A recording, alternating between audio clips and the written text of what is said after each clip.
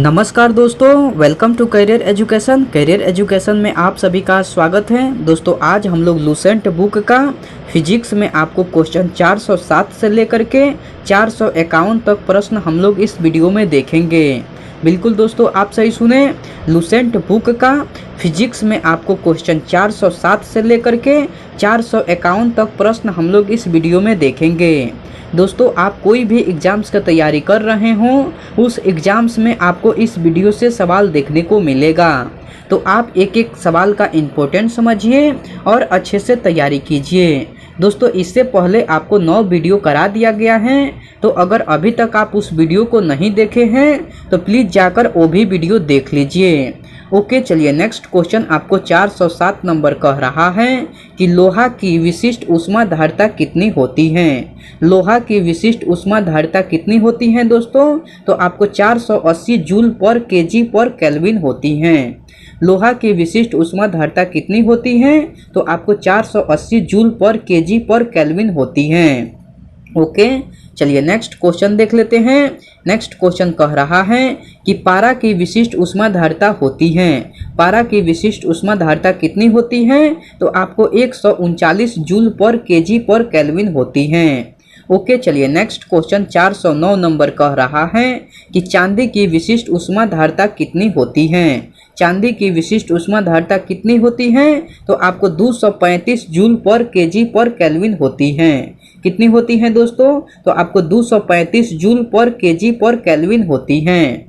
Okay, चलिए next question आपको 410 number कह रहा है कि लेड की विशिष्ट ऊष्माधारिता कितनी होती है। लेड की विशिष्ट ऊष्माधारिता कितनी होती है, तो आपको 130 जूल पर केजी पर केल्विन होती है। कितनी होती है दोस्तों, तो 130 जूल पर केजी पर केल्विन होती है। ओके, चलिए नेक्स्ट क्वेश्चन देख लेते हैं। दोस्तों अगर आपको इसका पीडीएफ चाहिए तो मैं टेलीग्राम का लिंक डिस्क्रिप्शन बॉक्स में दे दूंगा, वहां से आपको इसका पीडीएफ मिल जाएगा। ओके, चलिए नेक्स्ट क्वेश्चन आपको 411 नंबर कह रहा है कि कांच की विशिष्ट ऊष्माधारिता कितनी होती है, तो आपको 500 जूल पर केजी पर केल्विन होती है। कितनी होती है दोस्तों, तो आपको 500 जूल पर केजी पर केल्विन होती है। ओके, चलिए नेक्स्ट क्वेश्चन आपको 412 नंबर कह रहा है कि बर्फ की विशिष्ट ऊष्माधारिता कितनी होती है, तो आपको 2100 जूल पर केजी पर केल्विन होती है। ओके, चलिए नेक्स्ट क्वेश्चन आपको कह रहा है कि तांबा की विशिष्ट ऊष्माधारिता कितनी होती है, तो आपको 390 जूल पर केजी पर केल्विन होती है। तांबा की विशिष्ट ऊष्माधारिता कितनी होती है, तो आपको 390 जूल पर केजी पर केल्विन होती है।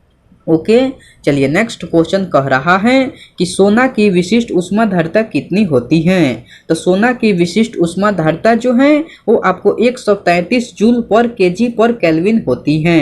कितनी होती है दोस्तों, तो 133 जूल पर केजी पर केल्विन होती है। ओके, चलिए नेक्स्ट क्वेश्चन आपको 415 नंबर कह रहा है कि केरोसिन की विशिष्ट ऊष्माधारिता कितनी होती है।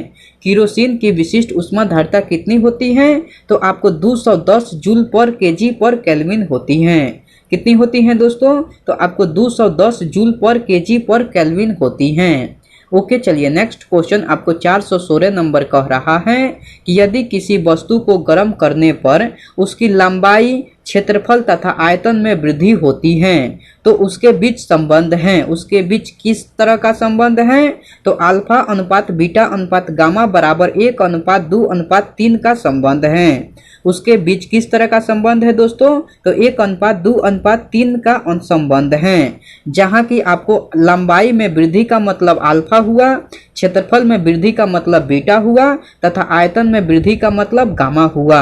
ओके, चलिए नेक्स्ट क्वेश्चन देख लेते हैं। नेक्स्ट क्वेश्चन आपको 417 नंबर कह रहा है कि ऊष्मीय प्रसार गुणांक का मात्रक क्या होता है। ऊष्मीय प्रसार गुणांक का मात्रक क्या होता है, तो आपको प्रति डिग्री सेल्सियस होता है। ऊष्मीय प्रसार गुणांक का मात्रक क्या होता है, तो आपको प्रति डिग्री सेल्सियस होता है।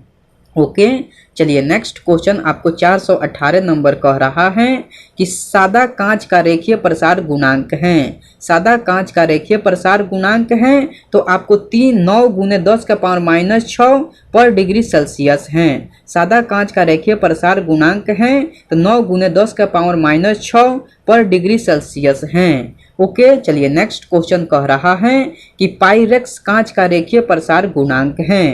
पाइरेक्स कांच का रेखीय प्रसार गुणांक है तो आपको 3 गुने 10 का पावर -6 पर डिग्री सेल्सियस है। ओके, चलिए नेक्स्ट क्वेश्चन आपको 420 नंबर कह रहा है कि गैस का प्रसार गुणांक ठोस के प्रसार गुणांक से होता है तो आपको 200 गुना होता है। कितना होता है दोस्तों? तो आपको 200 गुना होता है।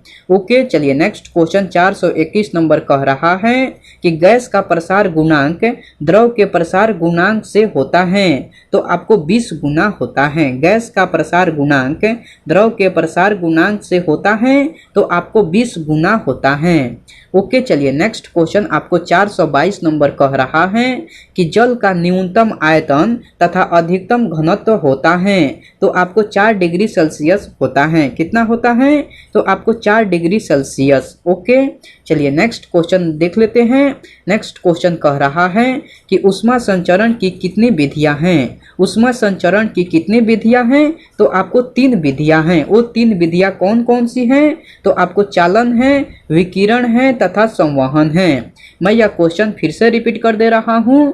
क्वेश्चन कह रहा है कि ऊष्मा संचरण की कितनी विधियां हैं? तो आपको 3 विधियां हैं। वो 3 विधियां कौन कौन सी हैं? तो आपको चालन है, विकिरण है तथा संवहन है। ओके, चलिए नेक्स्ट क्वेश्चन आपको 424 नंबर कह रहा है कि ठोसों एवं पारे में ऊष्मा का संचरण किस विधि से होती है? ठोसों एवं पारे में ऊष्मा का संचरण किस विधि से होती है? तो आपको चालन विधि से। किस विधि से होती है दोस्तों? तो आपको चालन विधि से होती है। ओके, चलिए नेक्स्ट क्वेश्चन देख लेते हैं। दोस्तों, मैं उम्मीद करता हूं कि क्वेश्चन आपको अच्छे से समझ में आ रहा है। दोस्तों, अगर आपको वीडियो पसंद आती है तो इस वीडियो को लाइक कर दीजिए और कमेंट करके बताइए कि वीडियो आपको कैसे लगी। दोस्तों, अभी तक आप इस चैनल को सब्सक्राइब नहीं किए हैं तो प्लीज़ इस चैनल को सब्सक्राइब कर लीजिए और बेल आइकन को भी प्रेस कर दीजिए। ओके दोस्तों, चलिए नेक्स्ट क्वेश्चन देख लेते हैं। नेक्स्ट क्वेश्चन आपको 425 नंबर कह रहा है कि ग्रहों से संबंधित गति का नियम किसने दिया? ग्रहों से संबंधित गति का नियम किसने दिया दोस्तों? तो आपको केपलर ने दिया। ग्रहों से संबंधित गति का नियम किसने दिया? तो आपको केपलर ने दिया। ओके, चलिए नेक्स्ट क्वेश्चन आपको 426 नंबर कह रहा है कि बिजली के बल्बों के निष्क्रिय गैस किस विधि से भरी जाती है? बिजली के बल्बों के निष्क्रिय गैस किस विधि से भरी जाती है? तो आपको संवहन विधि से भरी जाती है। किस विधि से भरी जाती है दोस्तों? तो संवहन विधि से। ओके, चलिए नेक्स्ट क्वेश्चन देख लेते हैं।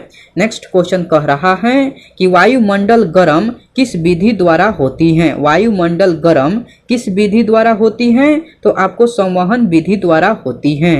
ओके, चलिए नेक्स्ट क्वेश्चन 428 नंबर कह रहा है कि ऊष्मा संचरण की किस विधि में किसी माध्यम की आवश्यकता नहीं पड़ती? ऊष्मा संचरण की किस विधि में किसी माध्यम की आवश्यकता नहीं पड़ती? तो आपको विकिरण विधि में नहीं पड़ती। किस में नहीं पड़ती दोस्तों?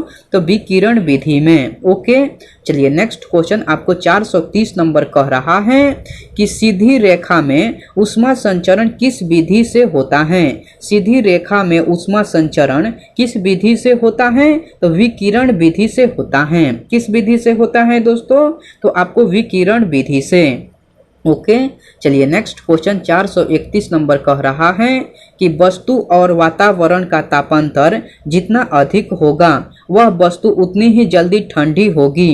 यह नियम जो है आपको न्यूटन का शीतलन नियम है। यह नियम किसका है दोस्तों? तो न्यूटन का शीतलन नियम है। ओके, चलिए नेक्स्ट क्वेश्चन 432 नंबर कह रहा है कि अच्छे अवशोषक ही अच्छे उत्सर्जक होते हैं। यह किस नियम से है? तो यह आपको किरचॉफ का नियम से है। अच्छे अवशोषक ही अच्छे उत्सर्जक होते हैं। यह किस नियम से है? तो यह आपको किरचॉफ का नियम से है। ओके, चलिए नेक्स्ट क्वेश्चन देख लेते हैं। नेक्स्ट क्वेश्चन आपको 433 नंबर कह रहा है कि एक काली और एक सफ़ेद वस्तु को समान गर्म करने रखा जाए तो कौन सी वस्तु अधिक चमकेगी? तो काली वस्तु अधिक चमकेगी। कौन सी वस्तु अधिक चमकेगी? तो आपको काली वस्तु। ओके, चलिए नेक्स्ट क्वेश्चन 434 नंबर कह रहा है कि किस नियम से किसी वस्तु की उत्सर्जन क्षमता उसके परम ताप के चौथे घात के अनुक्रमानुपाती होती है? तो आपको स्टीफन का नियम के अनुसार होती है। किसके अनुसार होती है दोस्तों? तो स्टीफन का नियम के अनुसार। स्टीफन के नियम का क्या है दोस्तों? तो आपको E समानुपाती T के पावर 4 है। ओके, चलिए नेक्स्ट क्वेश्चन देख लेते हैं। नेक्स्ट क्वेश्चन 435 नंबर कह रहा है कि ग्रीन हाउस प्रभाव का मुख्य कारण क्या है? ग्रीन हाउस प्रभाव का मुख्य कारण क्या है? तो कार्बन डाइऑक्साइड की अत्यधिक वृद्धि है। ग्रीन हाउस प्रभाव का मुख्य कारण क्या है? तो कार्बन डाइऑक्साइड की अत्यधिक वृद्धि है। ओके, चलिए नेक्स्ट क्वेश्चन देख लेते हैं। नेक्स्ट क्वेश्चन 436 नंबर कह रहा है कि दाब का नियम या गै-लुसाक का नियम क्या है? दाब का नियम या गै-लुसाक का नियम क्या है दोस्तों? तो स्थिर आयतन पर किसी गैस के निश्चित दाब उसके परम ताप के समानुपाती होती है। यही जो है आपको दाब का नियम या गै-लुसाक का नियम है। ओके, चलिए नेक्स्ट क्वेश्चन देख लेते हैं। नेक्स्ट क्वेश्चन आपको 437 नंबर कह रहा है कि स्थिर ताप पर किसी गैस के निश्चित द्रव्यमान का आयतन उसके दाब के व्युत्क्रमानुपाती होता है। तो यह जो है आपको बॉयल का नियम है। यह किसके नियम है दोस्तों? तो यह आपको बॉयल का नियम है। ओके, चलिए नेक्स्ट क्वेश्चन आपको 438 नंबर कह रहा है कि स्थिर ताप पर किसी गैस के निश्चित द्रव्यमान का आयतन उसके परम ताप के समानुपाती होती है। यह जो है आपको चार्ल्स का नियम है। यह किसका नियम है दोस्तों? तो यह आपको चार्ल्स का नियम है। ओके, चलिए नेक्स्ट क्वेश्चन आपको 439 नंबर कह रहा है कि समान ताप एवं दाब पर विभिन्न गैसों के 1 ग्राम अणु का आयतन बराबर होता है। तो आपको 22.4 लीटर के बराबर होता है। किसके बराबर होता है? तो आपको 22.4 लीटर के बराबर होता है। ओके, चलिए नेक्स्ट क्वेश्चन आपको 440 नंबर कह रहा है कि 22.4 लीटर में अणुओं की संख्या होती है। 22.4 लीटर में अणुओं की संख्या होती है तो आपको 6.023 × 10 का पावर 23 होती है। इसे ही हम लोग अवोगाड्रो नियम नियतांक कहते हैं। मैं यह क्वेश्चन फिर से रिपीट कर दे रहा हूँ। क्वेश्चन कह रहा है कि 22.4 लीटर में अणुओं की संख्या होती है तो आपको 6.023 × 10 का पावर 23 होती है। इसे ही हम लोग एवोगाड्रो नियतांक कहते हैं। ओके, चलिए नेक्स्ट क्वेश्चन देख लेते हैं। नेक्स्ट क्वेश्चन 441 नंबर कह रहा है कि जिस ताप पर कोई ठोस द्रव में बदलता है उस ताप को ठोस का कहते हैं तो गलनांक कहते हैं। उस ताप को ठोस का कहते हैं तो गलनांक कहते हैं।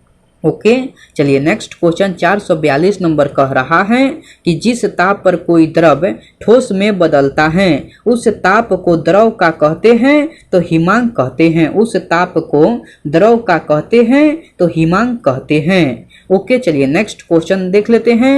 नेक्स्ट क्वेश्चन कह रहा है कि गलनांक एवं हिमांक होते हैं। गलनांक एवं हिमांक होते हैं तो आपको बराबर होते हैं। ओके, चलिए नेक्स्ट क्वेश्चन 444 नंबर कह रहा है कि ठोस में अशुद्धि मिलाने से उसका गलनांक जो है वो आपको घटता है। ठोस में अशुद्धि मिलाने से उसका गलनांक जो है वो आपको घटता है। ओके, चलिए नेक्स्ट क्वेश्चन देख लेते हैं। नेक्स्ट क्वेश्चन आपको 445 नंबर कह रहा है कि जो पदार्थ ठोस से द्रव में बदलने पर सिकुड़ते हैं उसका गलनांक दाब बढ़ाने पर घटता है। उसका गलनांक जो है दाब बढ़ाने पर घटता है। ओके, चलिए नेक्स्ट क्वेश्चन देख लेते हैं। नेक्स्ट क्वेश्चन कह रहा है कि जो पदार्थ ठोस से द्रव में बदलने पर फैलते हैं उसका गलनांक दाब बढ़ाने पर बढ़ता है। उसका गलनांक जो है दाब बढ़ाने पर बढ़ता है। ओके, चलिए नेक्स्ट क्वेश्चन 447 नंबर कह रहा है कि जिस ताप पर कोई द्रव वाष्प में बदलता है उस ताप को उस द्रव का कहते हैं तो क्वथनांक कहते हैं। मैं यह क्वेश्चन फिर से रिपीट कर दे रहा हूँ। क्वेश्चन कह रहा है कि जिस ताप पर कोई द्रव वाष्प में बदलता है उस ताप को उस द्रव का कहते हैं तो क्वथनांक कहते हैं। ओके चलिए नेक्स्ट क्वेश्चन 448 नंबर कह रहा है कि जिस ताप पर कोई वाष्प द्रव में बदलता है उस ताप को कहते हैं तो संघनन कहते हैं। उस ताप को क्या कहते हैं दोस्तों? तो संघनन कहते हैं। ओके चलिए नेक्स्ट क्वेश्चन 449 नंबर कह रहा है कि क्वथनांक एवं संघनन ताप होते हैं। क्वथनांक एवं संघनन ताप होते हैं तो आपको बराबर होते हैं। ओके चलिए नेक्स्ट क्वेश्चन देख लेते हैं। नेक्स्ट क्वेश्चन 450 नंबर कह रहा है कि अशुद्धि मिलाने पर द्रव का क्वथनांक जो है वो आपको बढ़ता है। अशुद्धि मिलाने पर द्रव का क्वथनांक जो है वो आपको बढ़ता है। ओके चलिए नेक्स्ट क्वेश्चन 451 नंबर कह रहा है कि पदार्थ की अवस्था में परिवर्तन के लिए आवश्यक ऊष्मा की मात्रा को पदार्थ की गुप्त ऊष्मा कहते हैं। उसे क्या कहते हैं दोस्तों? तो उसे पदार्थ की गुप्त ऊष्मा कहते हैं। ओके दोस्तों, आज का वीडियो में इतना ही सवाल रहा। जो क्वेश्चन बच गया है आपको नेक्स्ट वीडियो में करा दिया जाएगा। ओके, मैं आपसे नेक्स्ट वीडियो में मिलता हूँ। तब तक के लिए टेक केयर दोस्तों एंड बाय।